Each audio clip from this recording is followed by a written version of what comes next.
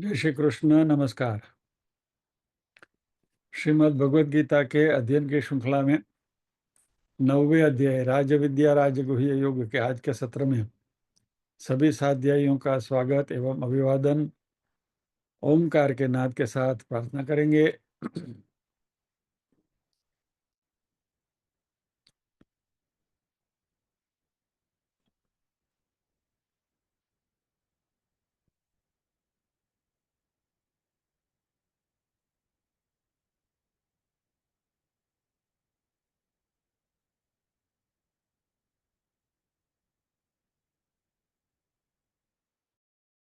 ओम।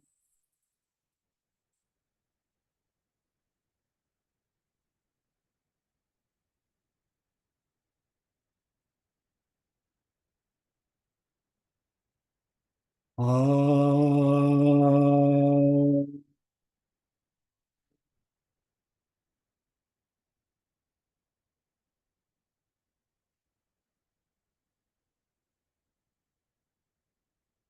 ओम।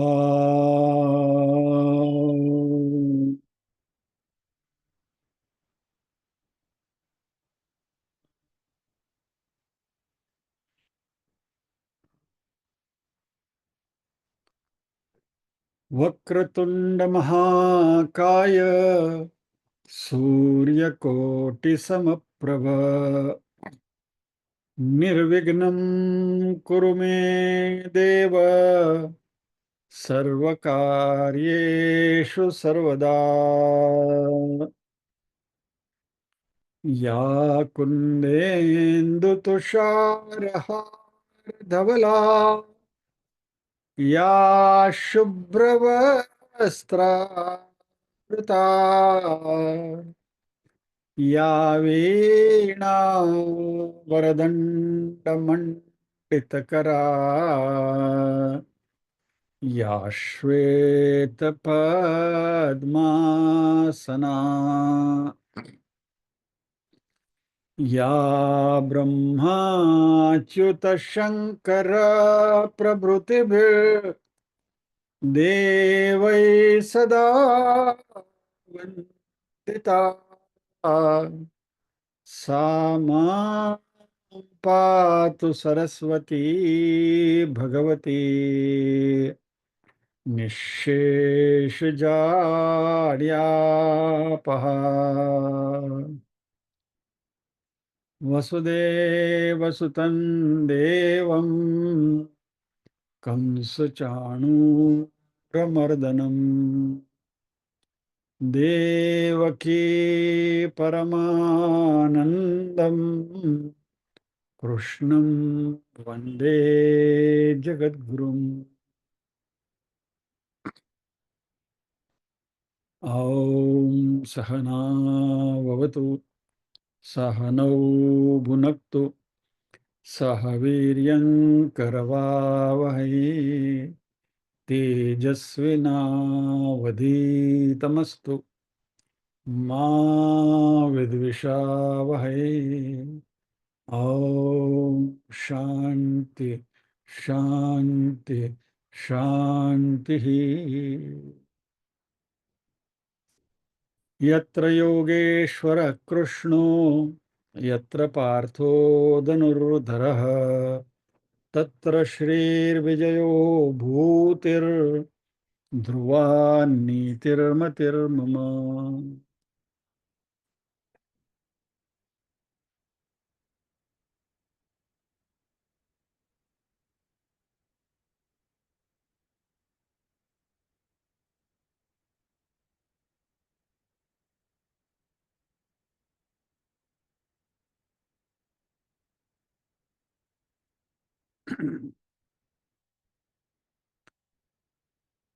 आज self service है।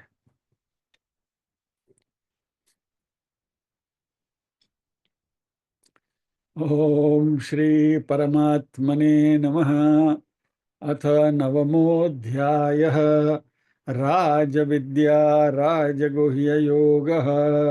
श्रीभगवानुवाच इदं तु ते गुह्यतमं प्रवक्ष्याम्यनसूयवे ज्ञानं विज्ञानसहितं यज्ञात्वा मोक्ष्यसे शुभात्। राजविद्या राजगुह्यं पवित्रमिदमुत्तमं। प्रत्यक्षावगमं धर्म्यं सुसुखं कर्तुमव्ययम्। अश्रद्धदाना पुरुषा धर्मस्यास्य परन्तप। अप्राप्य मां निवर्तन्ते मृत्यु संसारवर्त्मनि। मया ततमिदं सर्वं जगदव्यक्तमूर्तिना। मत्स्थानि सर्वभूतानि न चाहं तेष्वस्थितः। न च मत्स्थानि भूतानि पश्य मे योगमैश्वरम्। भूतभृन्न च भूतस्थो ममात्मा भूतभावनः। यथाकाशस्थितो नित्यं वायु सर्वत्र गो महान्। तथा सर्वाणि भूतानि मत्स्थानीत्युपधारय। सर्वभूतानि कौन्तेय प्रकृतिं यान्ति मामिकाम्। कल्पक्षये पुनस्तानि कल्पादौ विसृजाम्यहम्। प्रकृतिं स्वामवष्टभ्य विसृजामि पुनः पुनः। भूतग्राममिमं कृष्ण मवशं प्रकृतेर्वशात्।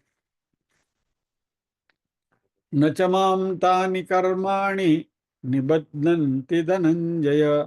उदासीनवदासीन मसक्तं तेषु कर्मसु। मयाध्यक्षेण प्रकृतिः सूयते सचराचरम्। हेतुनानेन कौन्तेय जगत् विपरिवर्तते। अवजानन्ति मां मूढा मानुषीं तनुमाश्रितम्। परं भावमजानन्तो मम भूतमहेश्वरम्। मोघाशा मोघकर्माणो मोघज्ञानाविचेतसः। राक्षसीमासुरीं चैव प्रकृतिं मोहिनीं श्रिताः। महात्मानस्तु मां पार्थ दैवीं प्रकृतिमाश्रिताः। भजन्त्यनन्यमनसो ज्ञात्वा भूतादिमव्ययम्। सततं कीर्तयन्तो मां यतन्तश्च दृढव्रताः। नमस्यन्तश्च मां भक्त्या नित्ययुक्ता उपासते। ये पारायण करने के पीछे मकसद ऐसा है कि आप अपनी जगह पर आवाज खोलकर हमारे साथ पारायण करिएगा, ताकि आपको भी पारायण करने का मुहावरा हो जाए। तो दैट इज द पर्पस। तो मुझे सबकी लिप मूवमेंट दिखनी चाहिए, सुनना नहीं है मुंह बंद करके। 15वां श्लोक। ज्ञान यज्ञेन चाप्यन्ये यजन्तो मामुपासते। एकत्वेन पृथक्त्वेन बहुधा विश्वतो मुखम्।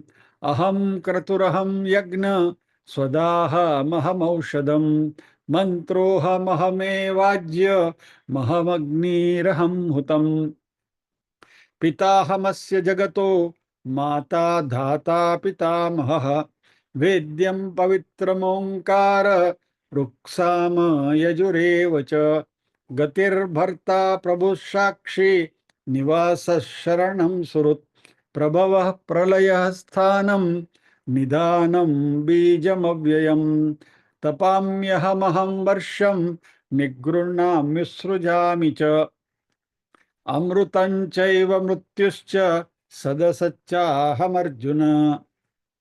त्रैविद्या मां सोमपापूतपापा यज्ञैरिष्ट्वा स्वर्गतिं प्रार्थयन्ते। ते पुण्यमासाद्य सुरेन्द्रलोक मश्नन्ति दिव्यान् दिवि देव भोगान्। ते तं भुक्त्वा स्वर्गलोकं विशालं क्षीणे पुण्ये मर्त्यलोकं विशन्ति। एवं त्रयी धर्ममनुत्प्रपन्ना गतागतं कामकामा लभन्ते। अनन्याश्चिन्तयन्तो मां ये जना पर्युपासते तेषां नित्याभियुक्तानां योगक्षेमं वहाम्यहम्। कंठस्थ करने जैसा श्लोक है। येऽप्यन्य देवता भक्ता यजन्ते श्रद्धयान्विताः तेऽपि मामेव कौन्तेय यजन्त्य विधिपूर्वकम्। अहं हि सर्वयज्ञानां भोक्ता च प्रभुरेव च न तु मामभिजानन्ति तत्त्वेन तस्यवन्ति ते। यान्ति देववृता देवान् पितॄन् यान्ति पितृवृताः भूतानि यान्ति भूतेज्या यान्ति मद्याजिनोऽपि माम्।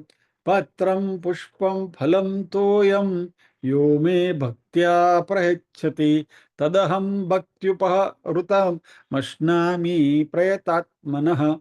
यत्करोषि यदश्नासि यज्जुहोषि ददासि यत् यत्तपस्यसि कौन्तेय तत्कुरुष्व मदर्पणम्। शुभाशुभफलैरेवं मोक्ष्यसे कर्मबन्धनैः सन्न्यासयोगयुक्तात्मा विमुक्तो मामुपैष्यसि। जैसे हमने पहले देखा 26वें श्लोक में भगवान ने वस्तु की बात करी, वस्तु अर्पण करने की बात करी। पत्रम पुष्पम फलम तोयम वगैरह वगैरह जो मुझे भक्ति से अर्पण करते हैं उसे मैं, जो भक्ति युक्त ऐसे जो भक्त है उनका दिया गया मैं उसको खाता हूं, यानी मैं उसका स्वीकार करता हूं। 26वें श्लोक में भगवान ने कहा। 27वें श्लोक में क्रिया की बात करी। पहले में वस्तु की बात करी, दूसरे में क्रिया की बात करी। जो भी तुम करते हो सब मुझे अर्पण करो। और ये दोनों करने से शुभ और अशुभ फल से, या तो शुभ और अशुभ फल से जो कर्म बंधन होते हैं वो कर्म बंधन से तुम्हें मुक्ति मिल जाएगी। और इस तरीके से संन्यास योग युक्तात्मा जो विमुक्त हुआ है वह मुझे ही प्राप्त करता है। इस श्लोक के ऊपर हम अध्ययन कर रहे हैं। Before we go get into the shloka proper, एक अच्छा प्रश्न आया है, उसको भी जरा देख लेते हैं।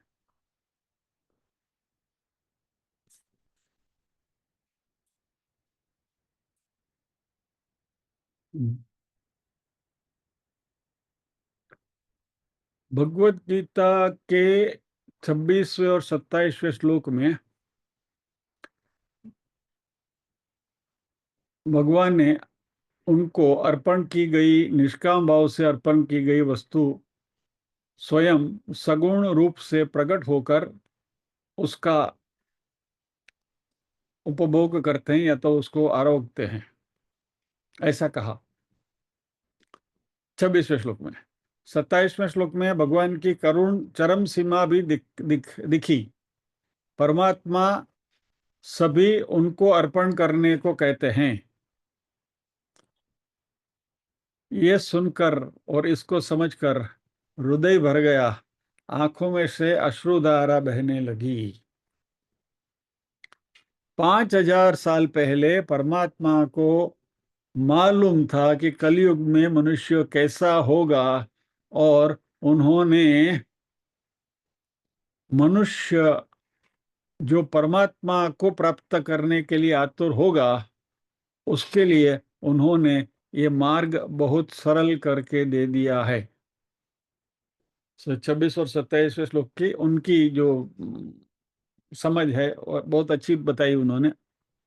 आगे बहुत अच्छा प्रश्न पूछ रहे हैं कि हमसे कभी कभी जानते हुए या तो अजानपन में जीव हत्या हो जाती है। चलते चलते कभी मन में गलत विचार आ जाता है, कभी समय और संयोग और परिस्थिति की वजह से किसी को हमने दो शब्द कटु कह दिए तो ये બધું क्या हम परमात्मा को अर्पण कर सकते हैं क्या?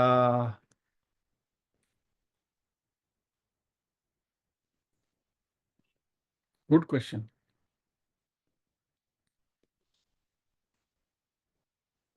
आप रसोई में काम कर रहे हैं और कॉकरोच दिखे,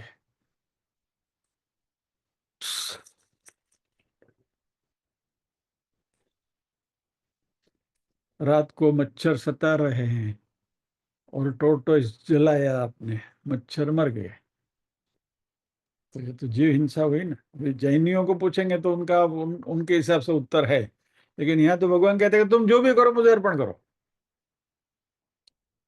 तुम्हें कॉकरोच मारने की जो क्रिया है या तो मच्छर मारने की क्रिया है, उसको मैं पहले भगवान को अर्पण करूं। भगवान देखना मैं मच्छर मार रहा हूँ, कॉकरोच मार रहा हूँ, तो ये भगवान को अर्पण कर सकते हैं क्या? पॉइंट नंबर वन, ये तो क्रिया हुई। दूसरा, मन में गलत विचार आया, कुछ भी आ सकता है, मनुष्य का मन है, कुछ भी मन में आ सकता है क्या? तो गलत विचार भी भगवान को हम अर्पण कर सकते हैं क्या? भगवान ये श्लोक में 27वें श्लोक स्पष्टता से कहते जो भी करते मुझे अर्पण करो। और तीसरी बात उन्होंने पूछी कि गलत विचार आया, गलत कृत्य हुआ, और कोई संयोग या परिस्थिति की वजह से किसी को हमने कटु शब्द कह गया, किसी का दिल दुखाया, तो क्या करें? अभी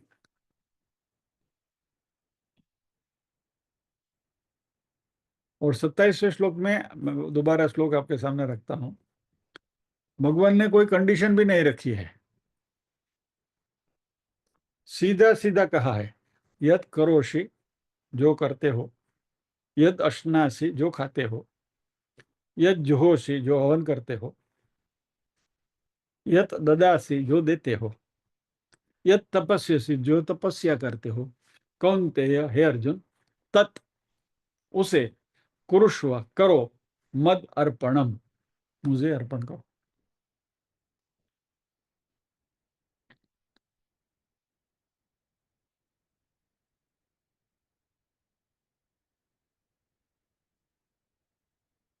लेकिन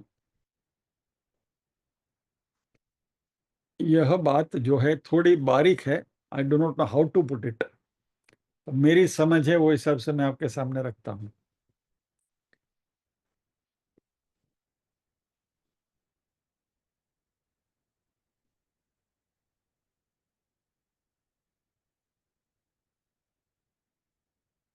जंतुओं का उपद्रव होता है, मान लीजिए कि कॉकरोचेस का उपद्रव बढ़ने लगा और कॉकरोच को मारने की नौबत आई, तो I will look at it from two angles, यानी सभी चीजें दो तरीके से देख सकते हैं। ये सब मैं अभी जो मेरे मन में जो चिंतन चल रहा है वो मैं बोल रहा हूँ, इसमें कोई शास्त्र का प्रमाण मैं आपको दे नहीं सकता, इसलिए आपको फेकोलॉजी लगे तो सो बी इट, यानी क्लियर करके बोलता हूँ। इसके दो एंगल है, एक तो प्रिवेंशन और दूसरा है क्योर। पहला तो घर का माहौल ऐसा बनाए रखिए कि ताकि वहां कॉकरोच का उपद्रव हो ही नहीं। कॉकरोच का उपद्रव क्यों होता है? अनक्लीनलीनेस से, हम ठीक से न रखें तो कॉकरोच का उपद्रव होता है। और प्रिवेंशन, प्रिवेंशन के लिए भी अभी तो ट्रीटमेंट आती है, पेस्ट कंट्रोल वाले उधर टिक टिक टिक्की टिक्की लगा के जाते हैं और उससे कॉकरोच नहीं आते हैं। या तो बोरिक पाउडर आपने छिड़क दिया तो उसकी सुगंध से भी कॉकरोच नहीं आते हैं। तो यानी there are methods to prevent, और प्रिवेंशन तो करें और फिर भी यदि उपद्रव बढ़ गया तो कौरवों का उपद्रव बढ़ गया था, तो तभी भगवान ने अर्जुन से भी कहा था कि मार डालो इनको। तो हमारे यहाँ भी कौरव रूपी कॉकरोच का उपद्रव बढ़े तो भगवान से प्रार्थना करें कि प्रभु मेरी मारने की तो इच्छा नहीं है, जीव हिंसा मुझे नहीं करना है, आई एम नॉट विलिंग, लेकिन नाउ ये टॉलरेंस के बाहर जा रहा है, इसलिए अभी मुझे कुछ करना पड़ेगा। मैं मजबूरी से एक कार्य कर रहा हूँ या तो कर रही हूँ। ये एक अप्रोच है, यानी कि मेरा अप्रोच ये रहेगा if I were in this situation. फिर दूसरी बात जो उन्होंने कही कि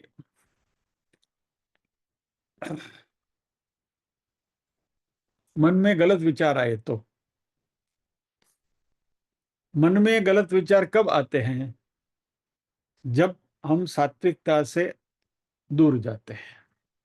यानी भगवत गीता के क्लासेस बंद करना शुरू कर दो, मन में गलत विचार आने शुरू आ जाएंगे। ये मैं आपके अटेंडेंस के लिए नहीं बोल रहा हूँ, मैं सच बता रहा हूँ। अध्यात्म से या तो ये जो सत्प्रवृत्ति है, इससे यदि हम अपने आप को लंबे अरसे तक दूर रखें तो हमारा मन डेफिनेटली कलुषित होता है, क्योंकि मन की आदत है कि जहाँ नहीं जाना चाहिए वहां पहले जाता है, तो वहां न जाए। इसलिए मन की शुद्धता बनाए रखने के लिए किसी न किसी प्रकार से इन एनी फॉर्म हमें ये अध्यात्म के साथ जुड़े रहना चाहिए, तो मन में गलत विचार नहीं आएंगे। और तीसरा, समय संयोग परिस्थिति के वश होते हुए यदि हमसे किसी को कटुवाणी कह दी गई या तो किसी को हमने बोल दिया तो हम क्या करें? तो वापस I am coming back to same thing, prevention and cure. Prevention is कि हम अपने स्वभाव को ऐसा बनाएं, तान तितिक्षस्व भारत मात्रा स्पर्शास्तु कौन्तेय शीतोष्ण सुख दुखदाह आगमा पायनो नित्यान तान तितिक्षस्व भारत। हे अर्जुन, उसको तुम सहन करो। जितनी हमारी सहनशीलता बढ़ाएंगे उतना हमारा क्रोध कम होगा, और क्रोध नहीं होगा तो दूसरे को कटुवाणी बोलने की परिस्थिति नौबत आएगी। ये सब बातें हुई प्रिवेंशन की। अभी क्योर क्या है? तो जंतुओं को उपद्रव में तो आपने बता दिया, मैंने बताया कि भाई चलो दवा ववा का छिड़काव करके अभी उपद्रव से एक बार मुक्त हो जाओ, and then take the preventive actions so that दोबारा वो करना ना पड़े। एक, मन में गलत विचार आते हैं, बेस्ट क्योर, प्रिवेंशन तो आपको बताया कि अध्यात्म से जुड़े रहें, बेस्ट क्योर इज नाम जप। अपने इष्ट देव का नाम स्मरण शुरू कर दो, यानी you substitute that negative thought by the positive नाम स्मरण। एक बात हमने सीखी है, आपको याद होगा, एट एनी गिवन टाइम मन में एक ही विचार आ सकता है। विचारों की श्रृंखला आती है, but at a time, at one given point, एक क्षण में एक ही विचार मन में होता है। यदि इस बात का हमें पूरा पूरा ध्यान है तो एक ही विचार नाम स्मरण का चलता रहे तो फिर कोई प्रॉब्लम ही नहीं है, तो गलत विचार आएंगे नहीं। और तीसरी बात, प्रिवेंशन तो बता दिया कि क्रोध ना आए, मन को कलुषित ना होने दें, अध्ययन के साथ जुड़े रहें तो मन हमारा स्वच्छ रहेगा, मन में क्रोध नहीं आया। फिर भी आ गया क्रोध और किसी को कुछ कह दिया, आई थिंक वो कवि खबरदार की है ना ये स्टांजा, हा पસ્તાવો વિપુલ ઝરણું સ્વર્ગથી ઉતર્યું છે પાપી તેમાં ડૂબકી દઈને પુણ્યશાલી બને છે। અશ્વિતાબેન ખબરદાર ને? લગભગ તો ખબરદાર ની જ છે એની, યાદ નથી, વાંધો નહીં। तो पछतावा, भाई ये मेरे से गलती होगी, प्रभु के सामने हाथ जोड़कर बैठ जाओ, प्रभु ये नहीं करना चाहिए था, मुझे मालूम है ये गलती हो गई है, लेकिन हे प्रभु क्षमा करो। यद करोषि यदस्नासि तत्कुरुष्व मदर्पणम। ये प्रभु को अर्पण करिए, सच्चे दिल से पश्चाताप करिए, नॉट एज ए रिचुअल, खाली भगवान को दिखाने के लिए। भगवान बहुत स्मार्ट है, हमारे से तो बहुत ज्यादा स्मार्ट है, तो भगवान के सामने कभी स्मार्टनेस करने का नहीं, लेकिन सच्चे दिल से यदि हम पछतावा करें तो भगवान जरूर माफ करते हैं। नहीं, कभी कांत नहीं थिया। આ પસ્તાવો વિપુલ જણો કવિકાંતનું નથી. તમારે જાણવું જ છે તો હું હમણાં જ કહી દઉં.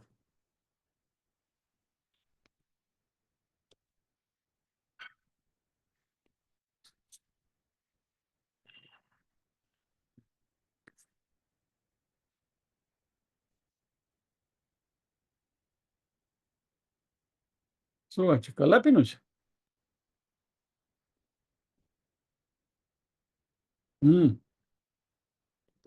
એ કલાપી કા હે? તે હૈયાની ઉપર નબળા હસ્તથી ઘા કર્યો તો તેમાં લોહી નિરખ્યું હતું ક્રૂર હું તો હસો તો. વાહ વાહ, કલાપી કા હે?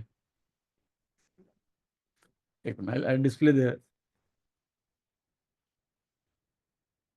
इसमें.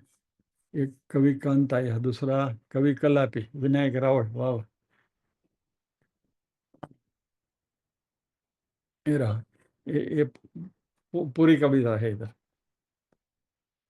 आई नॉट गेट इट, ये पढ़ना नहीं है, आप नेट से ढूंढ कर.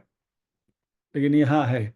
हा પસ્તાવો વિપુલ ઝરણું સ્વર્ગથી ઉતર્યું છે, પાપી તેમાં ડૂબકી દઈને પુણ્યશાળી બને છે.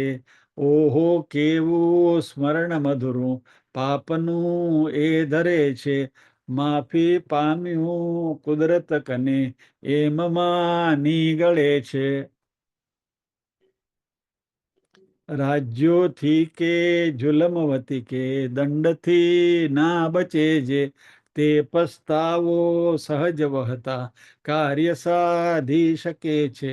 હું પસ્તાયો પ્રભુ પ્રણયે માફી આપી મને છે. હું પસ્તાયો મુજ હૃદયની પૂર્ણ માફી મળી છે. वाह. यानी किसी के साथ गलत व्यवहार हमने कर दिया तो कवि कलापी की ये रचना को याद करिए और मन से मन पश्चाताप कर कर ऐसी गलती दोबारा नहीं होगी, इसका प्रण भी साथ में लेना है. दैट गलती हो गई है, लेकिन हे प्रभु एक बार माफ कर दीजिए, दोबारा ऐसी गलती हम नहीं करेंगे. तो धीरे धीरे आदत हो जाएगी. बराबर. तो आई थिंक जो अभी अभी जो सूझ रहा है वो सब आपके सामने रखा. इसमें से आपको जितना पड़ता है वो आप ले लीजिए और बाकी का सारा जो है उसको फेंक दीजिए.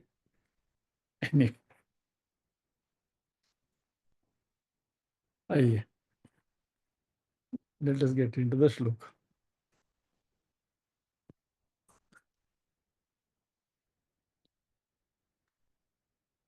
शुभाशुभ फलैरेवं मोक्ष से कर्म बंधने ही संन्यास योग युक्तात्मा विमुक्तो मामुपश्यसि.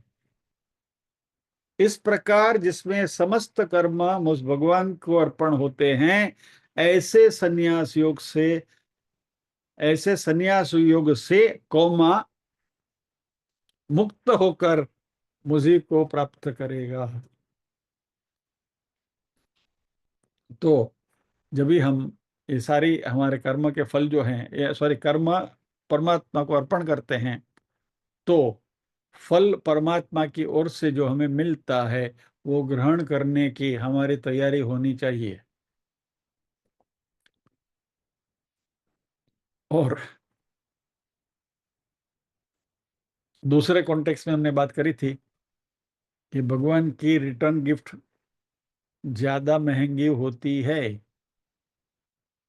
तो हमने हमारे दुष्कर्म परमात्मा को अर्पण किए तो परमात्मा की उसकी रिटर्न गिफ्ट फल रूपी जो रिटर्न गिफ्ट आती है वो भी थोड़ी ज्यादा ही भारी होती है.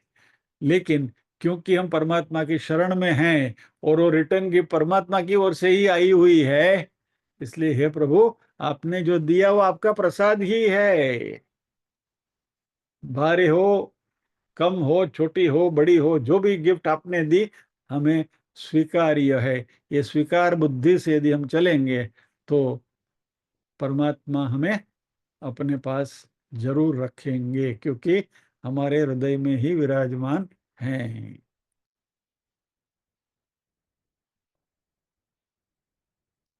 अभी बस पदार्थ और क्रियाएं जब भी हम परमात्मा को अर्पण करते हैं, इसका अर्थ ये हुआ कि हमने अपने आप को परमात्मा को अर्पण कर दिया। और यदि हमने परमात्मा को अपने आप को अर्पण कर दिया, तो फिर हमारे जो भी कर्म के जो फल हैं, उससे हम मुक्त हो जाएंगे। कितनी बड़ी बात है, जरा सोचिएगा। हाँ,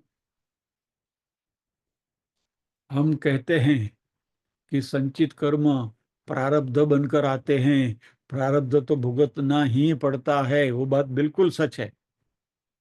इस जन्म में तो हम वो हमारा जो प्रारब्ध है वो हम भुगत रहे हैं, भली भांति भुगत रहे हैं। लेकिन अभी भी हमारे संचित कर्मों का ढेर पड़ा है। वो कभी न कभी प्रारब्ध बनेंगे और हमें हमें वो प्रारब्ध भी भुगतने के लिए जन्म लेना पड़ेगा। लेकिन यदि वो संचित कर्म का फल भी हमें न मिले, वो प्रारब्ध बनकर हमारे सामने न आए, भगवान के हो जाओ, उनकी गोद में जाकर बैठ जाओ।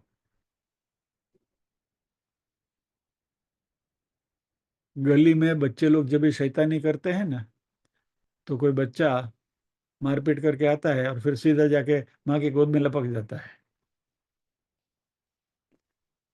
फिर बाद में कोई भी आया शिकायत करने का, तो माँ फिर उसको देख लेती है, she I take care of it. वैसे भगवान की गोद में जाकर बैठ जाओ, फिर हमारा जो भी संचित करना, शिकायत करने का या तो तूफान करने के लिए आएंगे। श्रीमद् भागवत का 10वां स्कंद में वही तो बात है ना। खाना उधम मचा कर आता था और फिर यशोदा मैया की गोद में जाकर बैठ जाता। यशोदा मैया बोलती, मेरा कान्हा कभी ऐसा नहीं कर सकता, सब झूठ बोल रहे हो तुम लोग। देखो यहाँ बैठा है कितना, ये बच्चा कभी शैतानी नहीं कर सकता है। मैंने कानू आम ठाव को दिन बैठ जाए। लीलाएं थी उनकी। तो हम भी ऐसे ही भगवान की गोद में जाकर बैठ जाए। प्रभु श्री कृष्ण शरणम मम, क्या मंत्र है।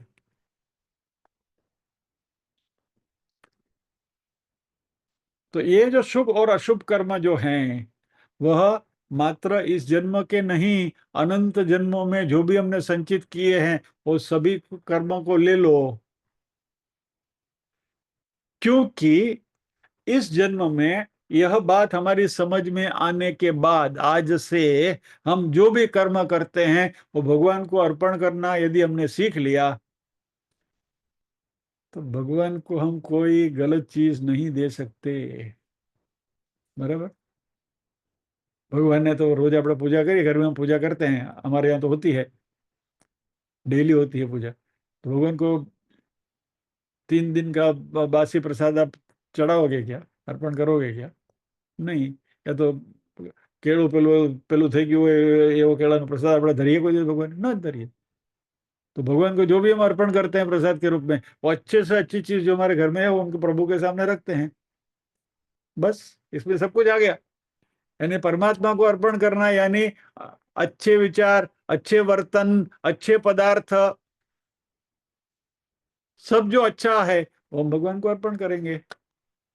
और यदि ये अच्छा भगवान को अर्पण करेंगे, तो एटलीस्ट पाप तो नहीं लगेगा, पुण्य तो मिलेगा। पता लगेगा पुण्य को कैसे डील करना, बाद में सोचते हैं, पाप से तो बच जाएंगे।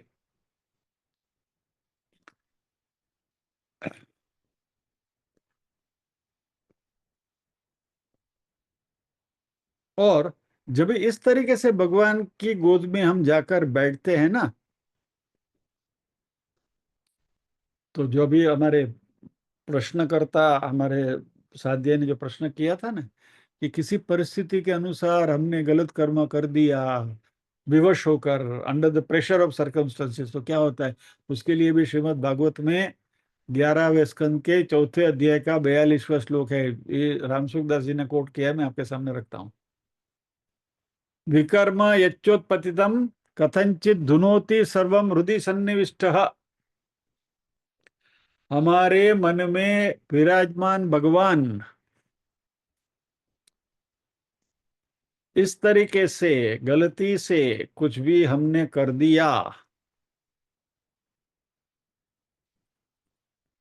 क्योंकि हमारे जन्मों जन्मांतर की वृत्तियां हैं, पूर्वाभ्यास है, या आगे हम हमारी कुछ आदतों का इम्प्रेशन हम साथ में लेकर आए हैं इस जन्म में, और कुछ हो गया अशुभ कर्म, तो भी क्योंकि अभी हम भगवान की गोद में जाकर बैठ गए हैं, तो भगवान इस अशुभ कर्मों को भी नष्ट कर देते हैं, भागवत में लिखा है।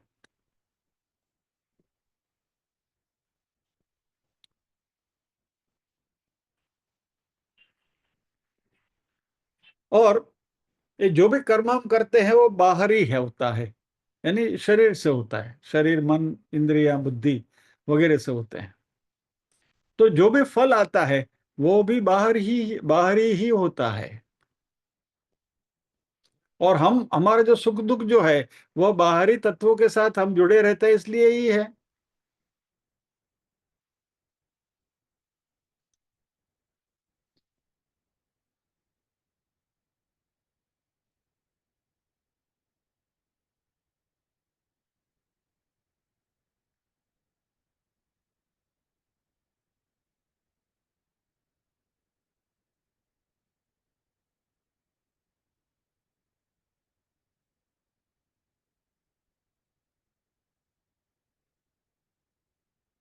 दूसरी बात, जो भी कर्म हम करते हैं उसका आदि है, उसका अंत है, उसकी शुरुआत है और उस वो खत्म भी होता है।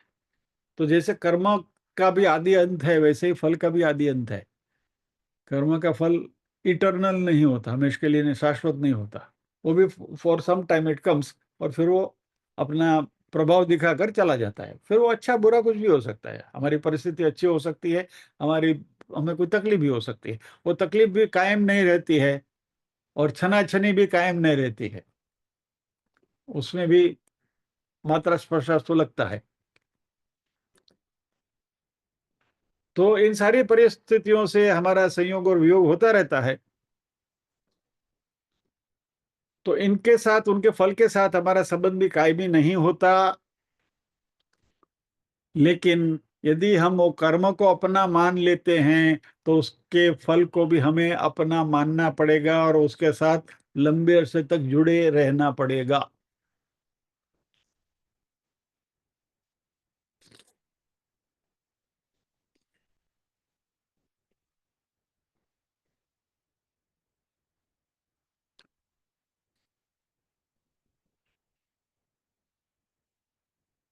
जब ये 9वें अध्याय में जो भगवान हमें सिखा रहे हैं कि क्योंकि हम भगवान के ही अंश हैं, और इसलिए यदि हमने अपने आप को परमात्मा के साथ जोड़ लिया, यानी कि अभिन्नता हो गई परमात्मा के साथ, अद्वैत का जो संबंध है वह एस्टेब्लिश हो गया, तो हमारे शरीर के साथ का संबंध जो है वह मिट जाता है। हमारा संबंध पहले से ही परमात्मा से अभिन्न है, क्योंकि हम परमात्मा के ही अंश हैं। लेकिन ये शरीर के साथ जो नाता हमने जोड़ा, तो उसकी जो अनुभूति है हमारी, वो धुंधली हो गई है।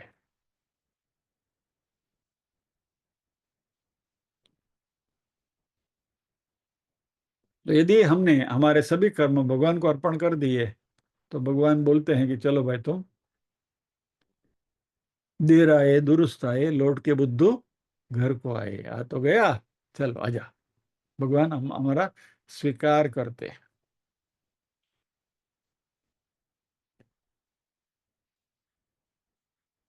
हम जब ये हमारे सभी कर्म परमात्मा को अर्पण करते हुए करते हैं, तो इसमें दो प्रकार के फल मिलते हैं। कुछ फल ऐसे हैं जो तथाकथित सुख देते हैं। मैं तथाकथित शब्द का प्रयोग करता हूं, क्योंकि जब भी हमारा आत्मा के साथ अनुसंधान हो जाता है तो फिर सुख दुख की कोई मात्रा का कोई सवाल ही नहीं है। लेकिन शरीर के साथ हम बंधे हुए हैं, जीवात्मा जब तक, वो जीव भाव जब तक बना रहता है, तब तक हमारे कर्म के फल जो हैं वो सुखदायक भी होते हैं, दुखदायक भी होते हैं। तो क्योंकि अभी हमने हमारे सभी कर्म भगवान को अर्पण करने का दृढ़ निश्चय कर लिया है, और वो भगवत भाव से हम हमारी जीवन शैली को हम बना रहे हैं, तो भगवान को जो शुभ कर्म हम अर्पण करते हैं, उसका जो फल मिलता है, उसके फलस्वरूप हमें तथाकथित सुख मिलता है। और गलत कर्म भी हमने भगवान को अर्पण किए, अशुभ कर्म भी भगवान को अर्पण किए, क्योंकि अभी हम हमारी आदत हो गई सब कुछ भगवान को अर्पण करने की, इसलिए कुछ गलत हो गया, भगवान को अर्पण कर दिया, तो उसकी वजह से भगवान की रिटर्न गिफ्ट भी आती है, दुख आता है। अभी ये दोनों परिस्थिति में अपने आप को सावधान कैसे रहे रखें, या तो समवृत्ति कैसे बनाए रखें, तो जब भी हमें शुभ कर्म अर्पण करने के फलस्वरूप सुख मिलता है, तो उसमें हमें भगवान की करुणा देखनी चाहिए कि वे प्रभु की करुणा हमारे पर बरस रही है, और इसकी वजह से हमें सुख की अनुभूति हो रही है, सुख का आनंद हो रहा है। और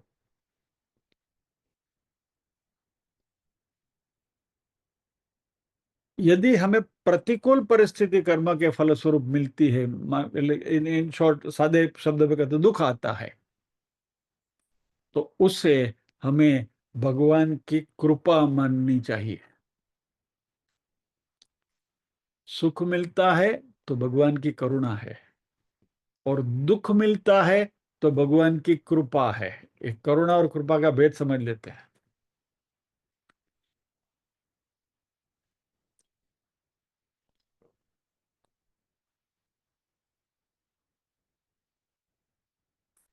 क्योंकि हमने भगवान को ही अर्पण किया है, इसलिए अभी आपके खाते में पुण्य जमा हो गया, तो पुण्य लंबे अरसे तक जमा नहीं रह सकता है, नहीं तो आपको जन्म लेना पड़ेगा वो पुण्य भुगतने के लिए। इसलिए भगवान कुछ ऐसी संरचना करते हैं कि जो भी पुण्य देने वाला फल है, वो फल आपको तात्कालिक दे देते हैं, ताकि आप उसको भुगत लो और बात खत्म हो गई, हिसाब चोपड़ो क्लीन। तो दोबारा वो भुगतने के लिए जन्म नहीं लेना पड़ेगा। और यदि आपने गलत कर्म किए हैं, वो भी परमात्मा को अर्पण किए हैं, वो भी परमात्मा के यहाँ जमा है, तो परमात्मा कृपा करके हमें दुख देते हैं। तो जब भी दुख का प्रसंग आया, तो ये किसके लिए? जो अपने सभी कृत्य भगवान को अर्पण करता है उनके लिए है, हाँ, बाकी नहीं। बाकी तो जन्म जन्मांतर से आ रहे हैं, बहुत कुछ आ रहा है, ये वो सब प्रारब्ध बन बनकर पक पक के हमारे सामने आ रहे हैं। पहले तो उन सबको खत्म करने का कीमिया अभी हमने देखा कि भगवान की गोद में जाकर बैठ जाओ, तो भगवान वो उसका ही will take care of it. अभी इस जन्म में हम जो कुछ कर रहे हैं, उसकी वजह से सुख दुख के प्रसंग आते हैं, और अभी हम भगवान की गोद में ही बैठे हुए हैं, और तभी कोई विकट परिस्थिति आई तो भगवान की कृपा है। क्योंकि इस कृपा से भगवान भक्त को सशक्त बनाते हैं, सहिष्णु बनाते हैं, और ऐसा भक्त जो है ना, वो दोनों परिस्थिति में प्रसन्न रहता है, क्योंकि परमात्मा का प्रसाद है। तो अभी हमारी जो देखने की जो दृष्टि है, वह सांसारिक अनुकूलता प्रतिकूलता के ऊपर होती ही नहीं, हमारी दृष्टि हमेशा परमात्मा के ऊपर ही रहती है। तो जो भी कुछ आया परमात्मा ने भेजा है, बात खत्म।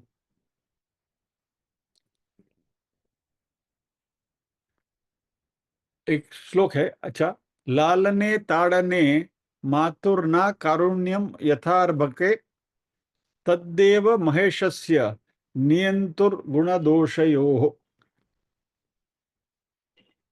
जिस प्रकार बालक का लालन पालन करना और बालक का ताड़न करना, दोनों में मां की अकृपा नहीं होती, इसी तरह तद्वत एवं, इसी तरह महेश से यानी परमात्मा का, नियंतु गुण दोष हो, गुण और दोष में भगवान ऐसे ही हमारे दोषों का नियंत्रण करते हैं। लेकिन यदि हमें सुख भी दिया, दुख भी दिया, लालन भी किया, ताड़न भी किया, लेकिन उसमें भगवान की अवकृपा नहीं है, या तो भगवान की करुणा है या तो भगवान की कृपा है।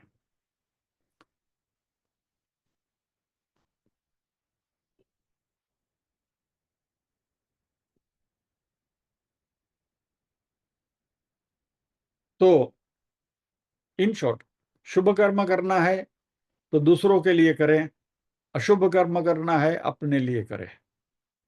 जहां स्वार्थ वृत्ति आती है, मैं मेरा, और उस भाव से कर्म किया गया, तो अशुभ कर्म गिने जाते हैं। और अनुकूल और शुभ कर्म का फल अनुकूल परिस्थिति आती है, अशुभ कर्म का अशुभ फल है, प्रतिकूल परिस्थिति आती है। शुभ कर्म भगवान को अर्पण करते हैं, अशुभ कर्म हम करते ही नहीं, और जैसी भी परिस्थिति आई उसमें हम सुखी दुखी होते नहीं, हम शांत होते हैं और हमेशा प्रसन्न होते हैं। और इस तरीके से यदि हम भगवान की गोद में बैठे रहें, तो हमारे अनंत जन्मों के संचित कर्म हैं, वह घास की पूरी जो गंजी पड़ी है और उसमें मात्र एक दिया सलाई आप डाल दो, भड़बड़ भड़बड़ भड़बड़ सब जैसे जल जाता है, वैसे हमारे संचित कर्म भी जल जाते हैं।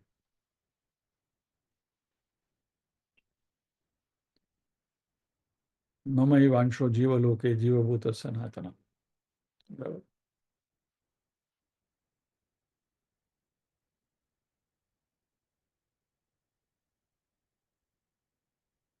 तो ये जो संपूर्ण समर्पण है, भगवान को हम समर्पित हो जाते हैं,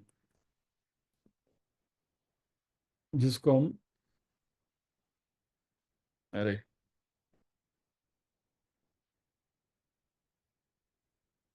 शब्द गया, पुष्टि मार्ग का ये शब्द है प्रपत्ति। प्रपत्ति बहुत अच्छा शब्द है। भगवान के सामने संपूर्ण शरणागति जब भी हम करते हैं, तो क्योंकि किसी वस्तु व्यक्ति परिस्थिति में अपनापन नहीं है, इसलिए हम विमुक्त हो जाते हैं। और इसलिए भगवान ने यहाँ मोक्ष से शब्द का प्रयोग किया। मोक्ष से यानी मोक्ष प्राप्त कर लेगा ऐसा नहीं, मोक्ष से यानी इससे तुम अलग हो जाओगे, यानी शुभ और अशुभ कर्म के फल से तुम अपने आप को अलग कर लोगे। और ये जो समर्पण है, ये जो प्रपत्ति है, इसी को संन्यास योग कहा गया है।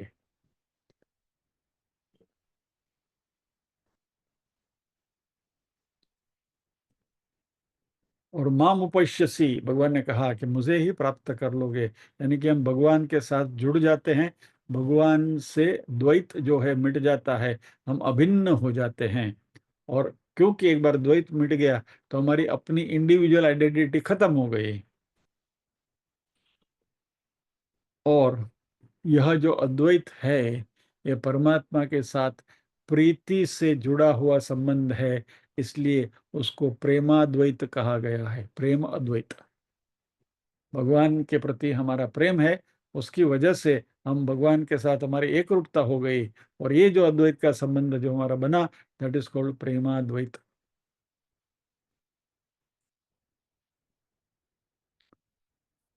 तो भगवान ने इस श्लोक में कहा, तीन श्लोक हमारे जो आए इन सीरियल, बराबर, एक तो तुम वस्तु अर्पण करो, पत्रम पुष्पम फलम तोयम, उसके बाद वाला श्लोक है जो इसमें यद करोषि यदस्नासि वाला जो आया, उसमें सभी क्रियाएं भगवान को अर्पण करे। और ये इस 28वें श्लोक में भगवान ने कहा, इस तरीके से जो सब कुछ मुझे अर्पण करता है, वो मान लीजिए मेरी गोद में आकर बैठ जाता है, तो उसके जो भी कर्म फल है, वो कर्म फल को मैं देख लूंगा। तो आपको उसकी फिक्र करने की जरूरत नहीं है। और फिर जो भी हमारे जीवन में सामने आए, वो परमात्मा का प्रसाद समझते हुए विदाउट एनी कंप्लेन आराम से मौज से स्वीकार करें और जलसो करवाना। तो अभी हमारे मन में एक क्वेश्चन आएगा कि जिसमें ये अक्ल है कि भगवान की गोद में जाकर बैठ जाना चाहिए और सब कुछ भगवान को अर्पण कर देना चाहिए, उनको तो भगवान मुक्ति दे देते हैं क्या। लेकिन जो भगवान, ये बात जिसको मालूम ही नहीं है, जो कभी भगवत गीता के क्लास में बैठा ही नहीं है, जिसको ये बात बिल्कुल मालूम ही नहीं है, संसार ही है, इधर सुबह 7 बजे की गाड़ी से आया, रात को 9 बजे की गाड़ी से घर आया, खा पी के सो गया, दूसरे दिन सुबह उठा चला गया। कौन भगवान, कौन सा अध्यात्म, कौन सी भगवत गीता, किसको क्या मालूम। तो ऐसे लोगों का क्या होगा, भगवान इनको कुछ मुक्ति नहीं दे, वो तो कभी भी मुक्ति नहीं पा सकते क्या। ए- और यदि ऐसा है तो भगवान पार्शियलिटी करते हैं, ऐसा बोलेंगे भाई मेरा भक्त जो मेरी गोद में आके बैठता है मैं उसका ध्यान रखूंगा, जो मेरी गोद में नहीं बैठता है जाओ तुम बाढ़ में, तुम्हारा जो होना है हो जाएगा, घूमते रहो। तो भगवान में ऐसी विषमता है क्या। कैन भगवान बी पार्शियल लाइक दिस। और वैसे तो हम कहते हैं कि भगवान करुणा के सागर हैं, तो यदि करुणा के सागर हैं तो छगन को ये मिठाई और मगन को करेला, ऐसा कैसा होता है। तो ये विषमता कहाँ से आई, ये पक्षपात नहीं हुआ, पार्शियलिटी नहीं हुई। अब ये हमारे मनुष्य के मन की उपज है ना, तो इसका भी जवाब तो देना पड़ेगा। भगवान को मालूम है कि ऐसा क्वेश्चन आने ही वाला है, तो भगवान बोला ठीक है, इसका भी आपको उत्तर मिल जाएगा, अगले शनिवार को आना, हाँ अगले श्लोक में देखेंगे।